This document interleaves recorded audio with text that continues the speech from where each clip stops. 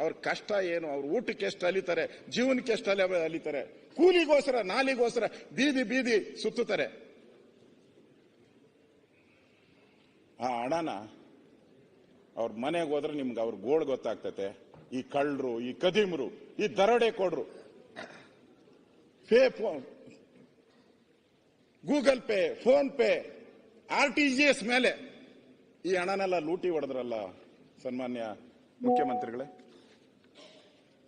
ಇದು ಯಾವ ಜನಕ್ಕೆ ಸೇರ್ಬೇಕಾಯಿತು ಅಂತ ನಾನು ಹೇಳ್ತಾ ಇದ್ದೆ, ಆ ಜನಗಳಿಗೆ ಆಗಿರತಕ್ಕಂಥ ಪಾಡನ್ನ ನಾನು ಹೇಳ್ತಾ ಇದ್ದೀನಿ ಅಧ್ಯಕ್ಷರೇ.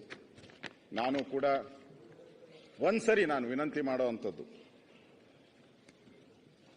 ಪತ್ರಿಕೆಯಲ್ಲೂ ಬಂದಿದೆ, ಬೀದಿಗೆ ಬೀಳುವ ಸ್ಥಿತಿಯಲ್ಲಿ ಚಂದ್ರಶೇಖರ್ ಕುಟುಂಬ ಅಂತ. ಬೀದಿಗೆ ಬೀಳುವ ಸ್ಥಿತಿಯಲ್ಲಿ ಚಂದ್ರಶೇಖರ್ ಕುಟುಂಬ ಅಂತ ಬಂದಿದೆ.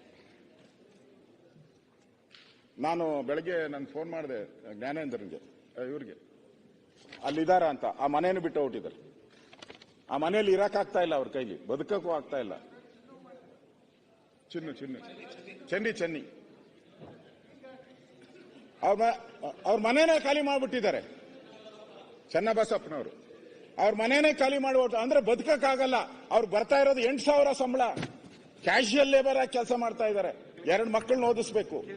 ಬೀದಿಗೆ ಬಂದಿದೆ. ಯಾರಿಂದ ಬೀದಿಗೆ ಬಂತು? ಈ ದಲಿತರ 187 ಕೋಟಿ ಹಣವನ್ನ ಪಕ್ಷದ ನಾಯಕರು ಲೂಟಿ ಮಾಡಿದ್ರಿಂದ ಬಂದಿದೆ. ಅದರಿಂದ ಇಬ್ಬರು ಮಂತ್ರಿಗಳು ಭೇಟಿ ಮಾಡಿದ್ದಾರೆ. ಮಧು ಬಂಗಾರಪ್ಪನವರು ವಿರೋಧ ಪಕ್ಷದ ಭೇಟಿ ಮಾಡಿದ್ದಾರೆ ಹೋಗಿ. ನಿನ್ನೆಯಿಂದ ತಾಯಿ ಆಮೇಲೆ ಮಾತಾಡೋಣ, ಯಾರು ಅಂತ ಸ್ಪಷ್ಟಪಡಿಸಬೇಕು. ಹೊಸದೇ ಹೇಳ್ತೀನಿ. ಚಿನ್ನು ಶಾಸಕರ ಚಿನ್ನು ಅಂತ ಇದ್ದಾರೆ. ಚಿನ್ನು ಹಾಗೆ ಕರೆಯೋದು, ನಾವು ಹಾಗೆ ಕರೆಯೋದು. ನಮ್ಗೆ ಅದಕ್ಕೆ ಕೇಳಿದೆ.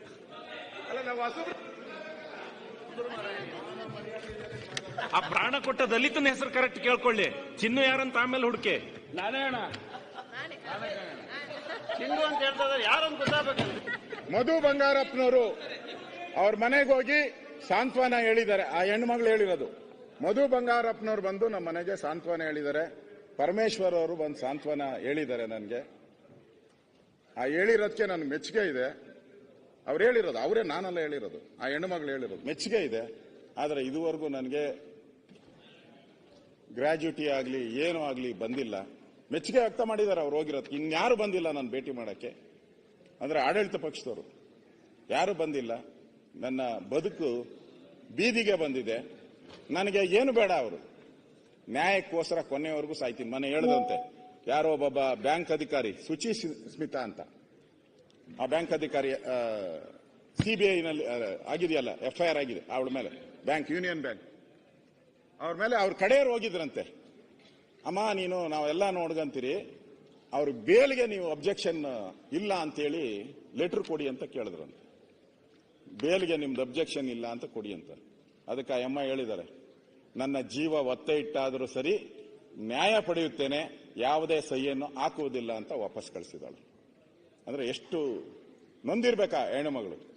ನಾನು ಸರ್ಕಾರನ ಕೇಳೋದು, ನಮ್ಮ ಮನೆಯಲ್ಲಾಗಿದ್ರೆ, ನಿಮ್ಮ ಮನೆಯಲ್ಲಿ ಈ ತರ ಒಬ್ಬ ಹೆಣ್ಣುಮಗಳಿಗೆ ಅನ್ಯಾಯ ಆಗಿದ್ರೆ, ಅಪರಾಧ ಮಾಡಿಲ್ಲ, ದುಡ್ಡು ಹೊಡೆದಿಲ್ಲ, ಲೂಟಿ ಹೊಡೆದಿಲ್ಲ, ಏನು ಮಾಡಿಲ್ಲ, ಅನ್ಯಾಯವಾಗಿ ಸಾವಾದರೆ ನಿಮ್ಮ ಮನೆಯಲ್ಲಾಗಿದ್ರೆ, ನಮ್ಮ ಮನೆಯಲ್ಲಿ ನಮ್ಮ ಅಕ್ಕನೋ ತಂಗಿಗೋ ಆಗಿದ್ರೆ ಸುಮ್ಮನೆ ಇರ್ತಾ ಇದ್ರ ನೀವೆಲ್ಲರೂ ಕೂಡ?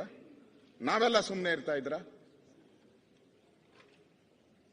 187 ಕೋಟಿ ಅವನು ಸತ್ತಿಲ್ಲ, ಪ್ರಾಣ ತ್ಯಾಗ ಮಾಡಿಲ್ಲ, ತ್ಯಾಗ ಅಂತ ಹೇಳ್ತಾ ಇದ್ದೀನಿ. ಮಾಡಿಲ್ಲ ಅಂದ್ರೆ 187 ಕೋಟಿಗೆ ಬಿಲ್ ತಯಾರು ಮಾಡಕ್ಕೆ ಗೋವಾದಲ್ಲಿ ಕರ್ಕೊಂಡೋಗಿ ಅವಾಗ ಫಿಲ್ ಮಾಡಿಬಿಟ್ಟಿದ್ರು ಅವರು. ಅವನು ಅವಮಾನಕ್ಕೆ ಅಂಜಲಾರದೆ ನಾವು ಕೊಟ್ಟಿದ್ದಾನೆ. ಸನ್ಮಾನ್ಯ ಅಧ್ಯಕ್ಷರೇ, ಇವತ್ತು ನನ್ನ ಕೊನೆಯದಾಗಿ ನಾನು ಹೇಳೋದು, ನಾನು ಹೇಗೆ ಇದು ಫೈನಾನ್ಸ್ ಡಿಪಾರ್ಟ್ಮೆಂಟ್ಗೆ ಬರುತ್ತೆ ಅಂತ ಹೇಳಿದ್ದೀನಿ. ನಾನು ಹೇಗೆ ಇಲಾಖೆಗೆ ಬರುತ್ತೆ ಅಂತ ಹೇಳಿದ್ದೀನಿ. ಈ ವಾಲ್ಮೀಕಿ ಜನಾಂಗದ ಶಾಪ ನಿಮಗೆ ತಟ್ಟಬಾರದು ಅಂತ ಹೇಳಿದ್ರೆ, ವಾಲ್ಮೀಕಿಯ ಶಾಪ, ಯಾಕಂದ್ರೆ ಹೆಸರಿಟ್ಬಿಟ್ಟಿದ್ದೀರ ವಾಲ್ಮೀಕಿ, ತಪ್ಪ ಆಗಬಾರ್ದು ಅಂದ್ರೆ ಈ 187 ಕೋಟಿ ಹಣವನ್ನ ಸರ್ಕಾರ ಕೂಡಲೇ ಬಿಡುಗಡೆ ಮಾಡಬೇಕು. ಕೂಡಲೇ ಬಿಡುಗಡೆ ಮಾಡಬೇಕು. ಓದಂತ ಯಾರು ಪಟ್ಟಿದೆ ಅವ್ರಿಗೆ ಬಿಡುಗಡೆ ಮಾಡಬೇಕು. ಈ ಅಕ್ರಮ ಏನಿದೆ CBI ತನಿಖೆ ಆಗಬೇಕು. CBI ತನಿಖೆ ಪೂರ್ತಿ SIT ಜೊತೆ ವಸೂಲು ಮಾಡಬೇಕು, ಬಿಡುಗಡೆ ಮಾಡಬೇಕು. CBI 3 ತನಿಖೆಗಳು ಬೇಕಾ ಅವಶ್ಯಕತೆ ಇರಲ್ಲ. ಆಗ್ಬೇಕು. ಇದು ಫೈನಾನ್ಸ್